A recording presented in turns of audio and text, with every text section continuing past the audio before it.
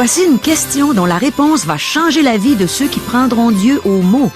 Est-ce que Dieu veut se réconcilier avec les pécheurs? La parole de Dieu va nous donner l'ultime réponse aujourd'hui même à l'émission À travers la Bible.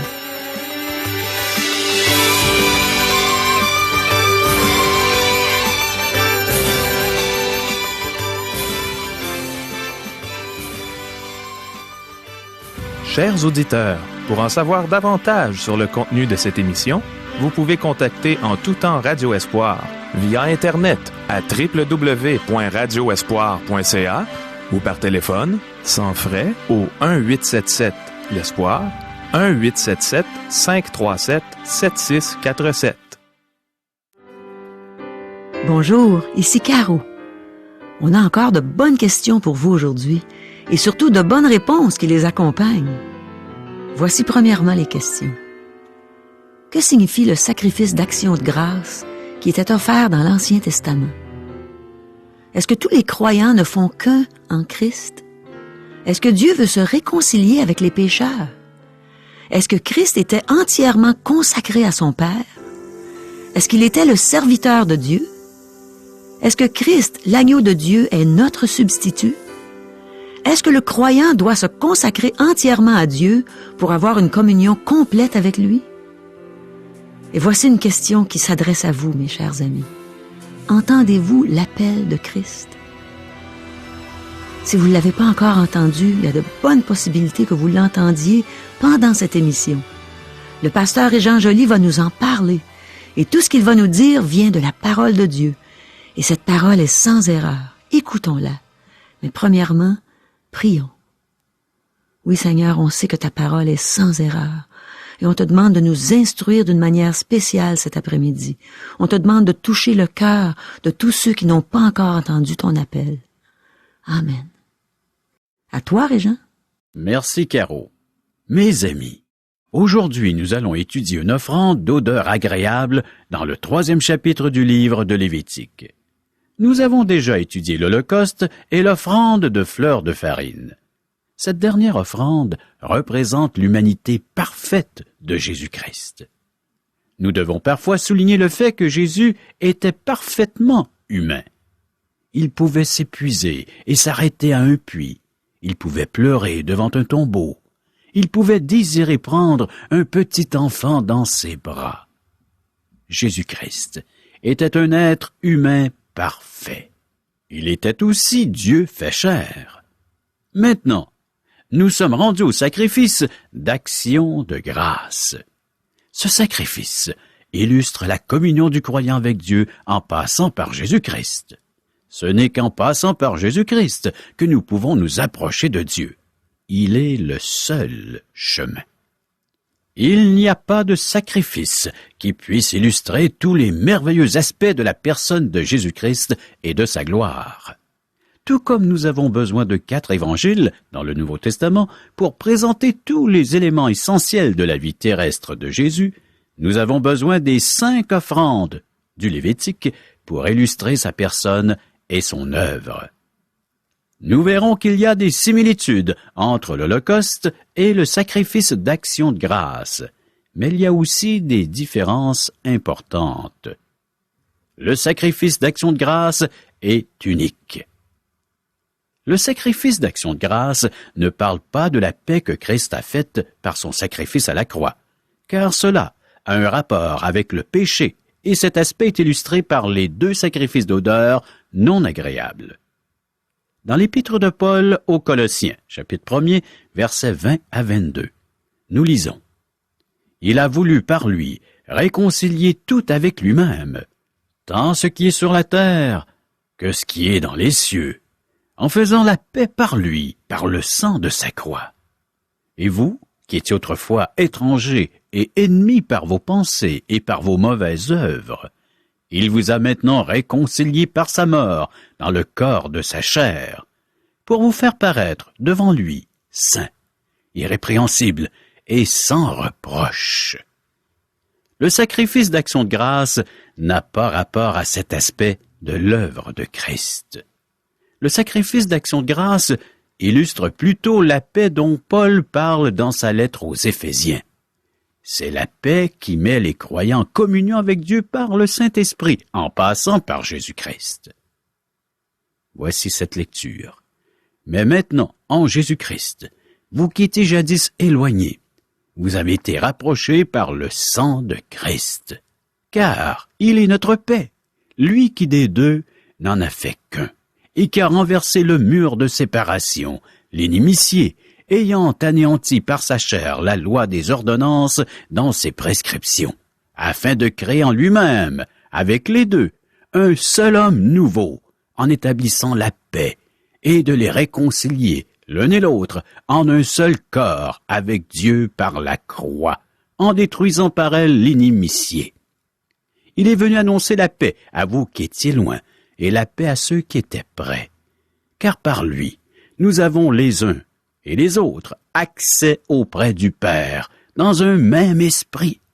Ainsi donc, vous n'êtes plus des étrangers, ni des gens du dehors, mais vous êtes concitoyens des saints, gens de la maison de Dieu. Vous avez été édifiés sur le fondement des apôtres et des prophètes, Jésus-Christ lui-même étant la pierre angulaire. En lui, tout l'édifice, bien coordonné, s'élève pour être un temple saint dans le Seigneur. En lui, vous êtes aussi édifiés pour être une habitation de Dieu en esprit. Éphésiens chapitre 2, versets 13 à 22. Dans le sacrifice d'action de grâce, l'accent n'est pas placé sur la paix acquise par le sang de Christ versé à la croix, mais sur la paix qu'il est devenu à cause du sang versé. Christ est le point de rencontre de tous les croyants, ainsi que le point de rencontre entre Dieu et chaque croyant. Christ démolit les murs qui séparent les individus, les familles, les religions, les races et les nations. Tous sont un en Christ. Ils deviennent une habitation de Dieu par l'Esprit et ils ont accès au Père. Voyez-vous, seulement les croyants peuvent s'assembler et s'émerveiller de la beauté et de la gloire de Christ.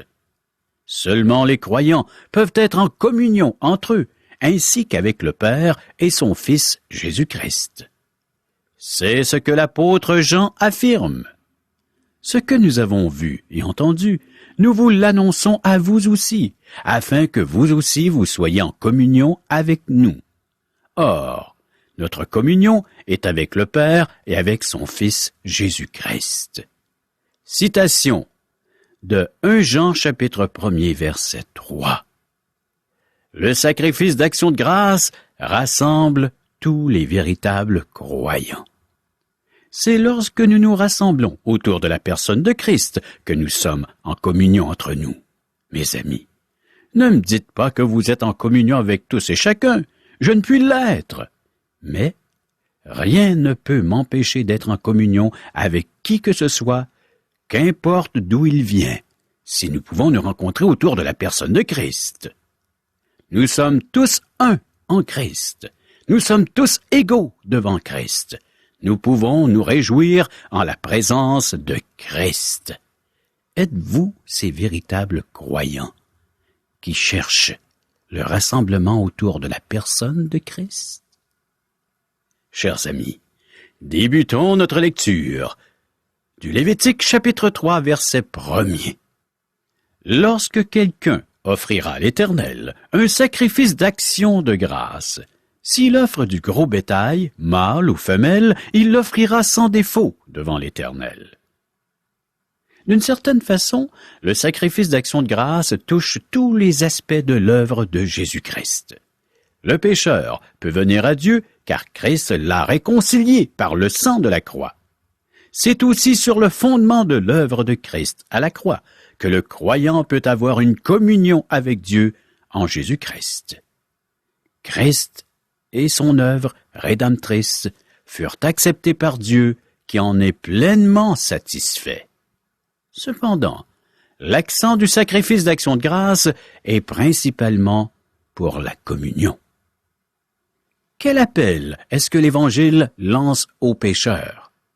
Bien voici, Dieu nous dit, à nous les pécheurs, vous êtes des pécheurs, vous êtes mes ennemis, et je dois vous envoyer en enfer pour l'éternité. » Si Dieu faisait cela, son jugement serait juste et les anges s'en réjouiraient et loueraient Dieu dans le ciel.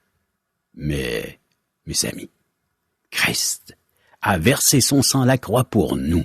Il a donné sa vie en rançon pour la nôtre, et Dieu accepte ce sacrifice parfait. Donc, le message de l'Évangile est celui-ci. Dieu s'est réconcilié. La question est, voulez-vous être réconcilié avec Dieu? Dieu accepte le sacrifice de Christ en paiement pour les péchés. C'est cela la bonne nouvelle. Dieu s'est tourné vers toi. Veux-tu aller vers lui? Il t'acceptera à cause de ce que Christ a fait pour toi. Es-tu prêt à accepter que la rançon de Christ soit portée sur ton compte et à venir à Dieu pour avoir une communion avec lui? Vous pouvez faire l'expérience de cette paix maintenant. Le sacrifice d'action de grâce diffère de l'Holocauste sur plusieurs points. Seul un animal mâle pouvait servir pour l'Holocauste. Mais pour un sacrifice d'action de grâce, l'animal peut être une femelle, mais les animaux doivent être sans défaut et sans tache, qu'importe le type de sacrifice. La personne qui fait l'offrande ne verra pas Christ aussi parfaitement que Dieu. L'Holocauste symbolise ce que Dieu voit en Christ, mais le sacrifice d'action de grâce, ce que la personne voit en Christ. Versets 2 à 4. Il posera sa main sur la tête de la victime, qu'il égorgera à l'entrée de la tente d'assignation, et les sacrificateurs, fils d'Aaron, répandront le sang sur l'autel tout autour. De ce sacrifice d'action de grâce, il offrira en sacrifice consumé par le feu devant l'Éternel, la graisse qui couvre les entrailles et toute celle qui y est attachée, les 2 rognons et la graisse qui les entoure, qui couvre les flancs, et le grand lobe du foie qu'il détachera près des rognons. Nous voyons ici une différence entre l'Holocauste et le sacrifice d'action de grâce. L'Holocauste était entièrement brûlé sur l'autel. Par contre, avec ce sacrifice, on n'en brûle qu'une portion. La partie à brûler est clairement identifiée. C'est la portion de premier choix qui comprenait la graisse et les entrailles. Ceci nous parle des qualités précieuses de Christ et sa valeur inestimable du caractère de Christ que seul Dieu peut voir. Il arrive qu'un parent ou un ami intime connaisse la véritable valeur d'une personne bien connue qui est attaquée en public. Au début de mon ministère, j'ai connu un pasteur et sa famille, ils sont devenus mes amis. Quelqu'un s'en est pris à lui publiquement et des calomnies furent dites à son sujet. Sa famille, ainsi que moi-même, savions qu'elles étaient fausses. De même, bien des choses fausses sont dites au sujet de Jésus-Christ. Bien des personnes disent « Je ne comprends pas ceci au sujet de Christ. Je ne trouve pas cela très clair. » Moi aussi, il y a bien des choses que je ne comprends pas au sujet de Christ. Mais Dieu connaît bien son Fils. Il le connaît parfaitement. Dieu voit certaines choses qui nous échappent complètement au sujet de son Fils. Seul Dieu peut vraiment sonder son Fils, alors que nous en savons très peu à son sujet. C'est pourquoi l'apôtre Paul a dit « Afin de connaître Christ et la puissance de sa résurrection et la communion de ses souffrances. » Philippiens, chapitre 3, verset 10. Retournons à notre texte du Lévitique, chapitre 3, verset 5. Les fils d'Aaron brûleront cela sur l'autel, par-dessus l'Holocauste, qui sera sur le bois mis au feu. C'est un sacrifice consumé par le feu, d'une agréable odeur à l'Éternel. L'offrande brûlée sur l'autel symbolise la consécration entière de Jésus-Christ qui a subi des épreuves et enduré des souffrances. L'offrande est appelée une agréable odeur à l'Éternel. L'accent est toujours sur la personne de Jésus et non sur son œuvre. C'est la vie parfaite de Christ qui est représentée, non sa mort pour nos péchés. Les souffrances qu'a éprouvées Jésus au cours de sa vie n'étaient pas une expiation pour nos péchés, mais seulement celle des 3 dernières heures sur la croix. Pendant les 3 premières heures, Christ était encore entre les mains des hommes. C'est pendant les 3 dernières heures que la croix est devenue l'autel sur lequel le Fils de Dieu fut sacrifié. Nous savons qu'il a passé ces 3 dernières heures entre midi et 3 heures, et que le ciel s'est obscurci, qu'au point qu'aucune lumière ne soit perceptible. Les ténèbres régnaient sur la terre. Ces ténèbres ont voilé le spectacle des yeux des hommes pendant les 3 dernières heures, alors que Dieu le brisait par la souffrance et livrait sa vie en sacrifice. Remarquez que le sacrifice d'action de grâce était brûlé avec l'Holocauste. Il en est ainsi pour avoir un portrait complet de Jésus-Christ. Versets 6 et 7. Si l'offre du menu bétail, mâle ou femelle, en sacrifice d'action de grâce à l'Éternel, il l'offrira sans défaut. S'il offre en sacrifice un agneau, il le présentera devant l'Éternel. L'agneau symbolisait de façon particulière le caractère de Jésus-Christ. Donc, il est une victime appropriée pour un sacrifice d'action de grâce. Par contre, le taureau ou la vache provenant d'un troupeau souligne l'aspect serviteur du ministère de Christ. Le taureau était un animal domestique qui était utilisé pour porter des fardeaux et labourer les champs.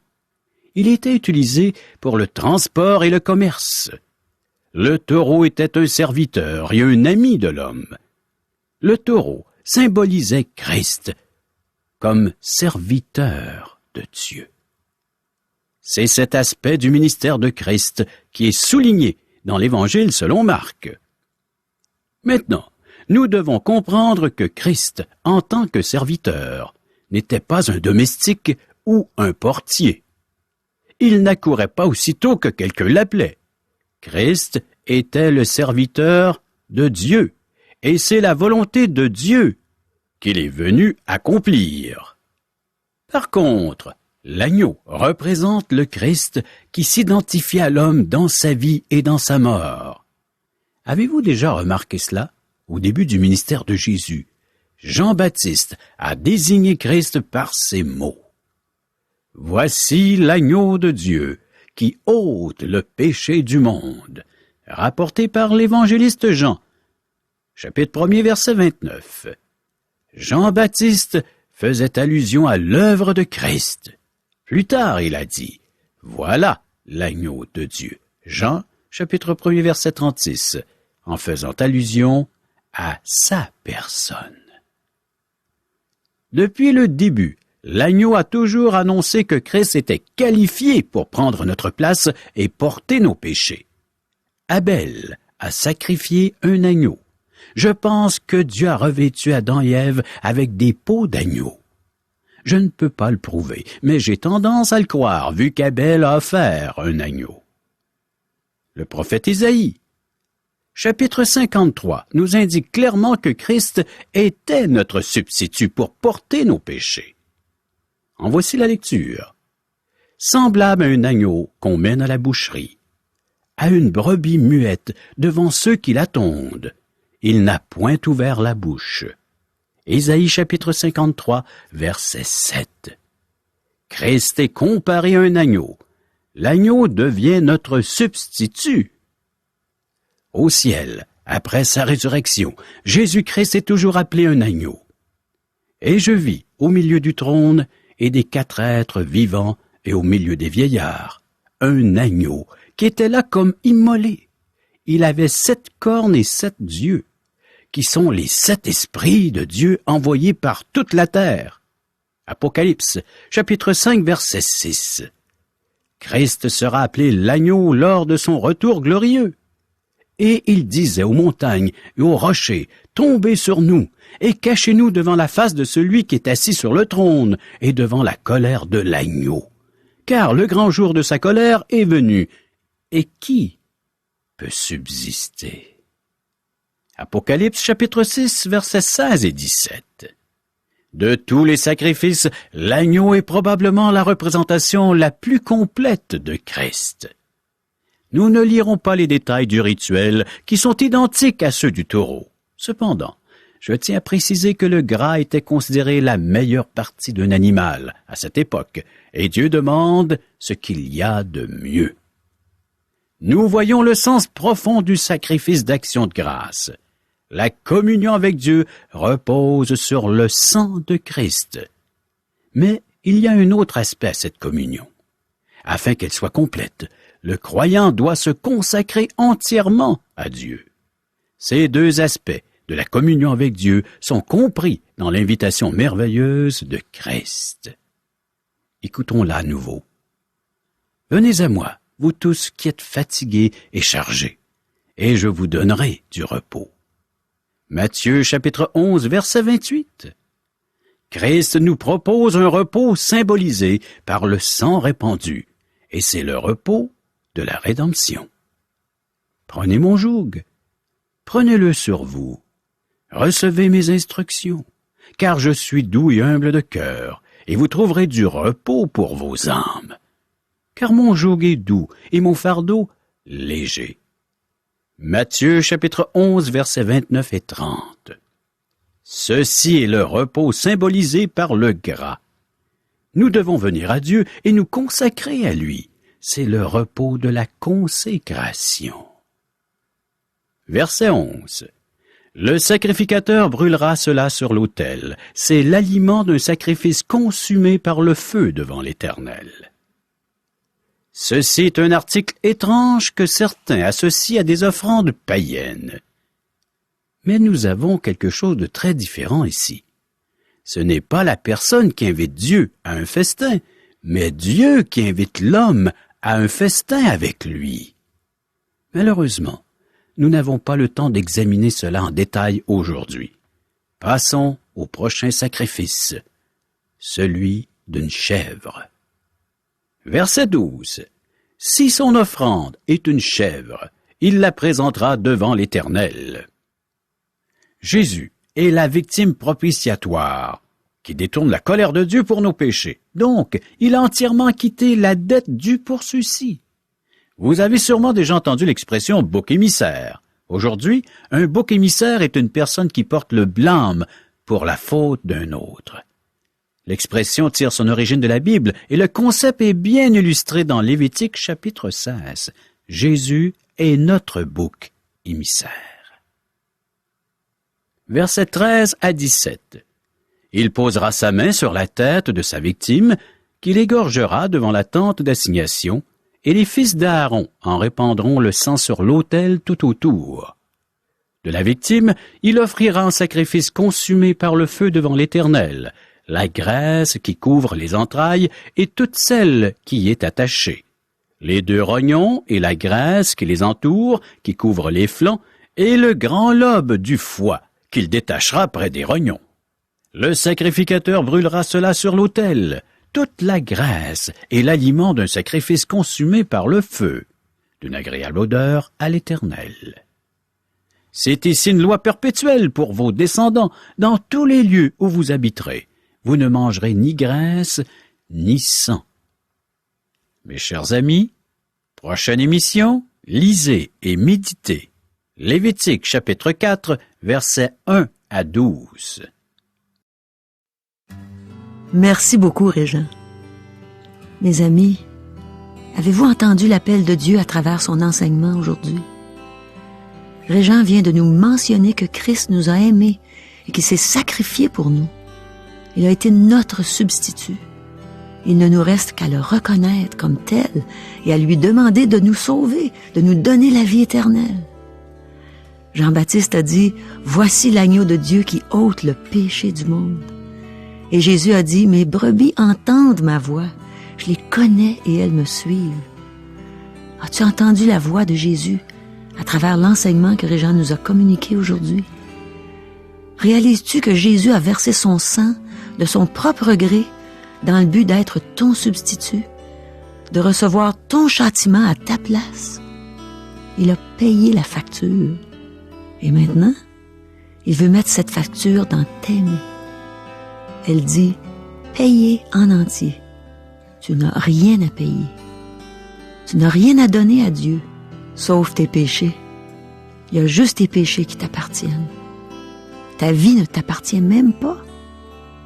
Si Dieu décidait de la reprendre aujourd'hui, il n'y a rien qui ne pourrait l'empêcher de le faire. Tu mérites la condamnation pour tes fautes. Je mérite la condamnation pour les miennes. Mais Dieu ne veut pas nous condamner. Il veut que tous soient sauvés. Il veut que tu sois sauvé. Veux-tu être sauvé? La parole de Dieu dit, crois au Seigneur Jésus et tu seras sauvé. C'est tout simple. Est-ce que ça a l'air trop facile, trop beau pour être vrai? Dieu savait que ce serait plus que difficile pour nous de nous sauver nous-mêmes, que ce serait même impossible. C'est pourquoi, par amour pour nous, il a donné son Fils unique, afin qu'en croyant en lui, on ne périsse pas, mais qu'on ait la vie éternelle. Crois-tu au Seigneur Jésus? Veux-tu avoir la vie éternelle? Veux-tu éviter le châtiment éternel? Eh bien, Jésus dit en ce moment, voici, je me tiens à la porte et je frappe. Jésus se tient à la porte de ton cœur et il frappe. Puis il dit, si tu entends ma voix et si tu ouvres la porte, j'entrerai chez toi. Laisse-le entrer. Laisse entrer le roi de gloire, comme dit le vieux cantique. Ouvre ton cœur à Jésus. Hâte-toi, ne tarde plus. Demain, il sera peut-être trop tard. C'est aujourd'hui le jour de grâce. Tu ne peux pas compter sur demain. Aujourd'hui même, pendant que c'est le temps, repens-toi, reconnais que tu es un pécheur perdu. Détourne-toi de tes mauvaises voies, demande au Seigneur de t'en donner la force et demande-lui de te donner ce cadeau, de te donner la vie éternelle. C'est certain qu'il va le faire, il l'a promis, et Dieu tient toutes ses promesses. Sa promesse est pour toi, que si tu acceptes Jésus pour ton sauveur, tu auras la vie éternelle. Et quand ça va être le temps, tu vas retourner à Dieu et il va dire, viens, bon et fidèle serviteur, entre dans la joie de ton maître. Est-ce que tu veux pas être dans la joie pour l'éternité, plutôt que dans les tourments éternels? Jésus veut être ton sauveur. Bien oui, chers amis, nous vous offrons des cours bibliques par correspondance. Une minute, Régent, est-ce que c'est compliqué ces cours-là? Parce que tu sais, moi, je suis pas très intellectuel. Rien de plus facile, Caro. Oui. Les gens n'ont qu'à prendre la Bible qu'ils ont à la maison, Oui. de nous commander ces petits livrets, et par le fait même, en quelques minutes seulement, ils auront répondu à ces simples questions. Est-ce qu'il y a beaucoup de En par rapport cœur? avec le texte qu'ils auront lu. Du Il y a- par cœur. Quasiment pas de par cœur. Oui, c'est intéressant. C'est juste des questions, des qui, quoi, comment, pourquoi. Pour mieux connaître Dieu. Approfondir le texte biblique afin qu'il puisse nous parler et même nous interpeller. Car son auteur, Dieu, est vivant. Ah, ça, j'en suis certaine, Régent. Et il a des choses très importantes à partager avec nous. J'ai le goût de m'inscrire. Voilà le but, le pourquoi nous vous offrons ces cours par correspondance à partir de chez vous. Pour toute correspondance, Alors, vous pouvez nous rejoindre par téléphone, en composant le 1-877-l'Espoir, 1-877-537-7647 ou via courriel. à www.radioespoir.ca. Et aussi, on a une adresse postale. Radio Espoir, casier postal 34 143 Charlebourg, Québec, G1G 6P2. À demain! Oui.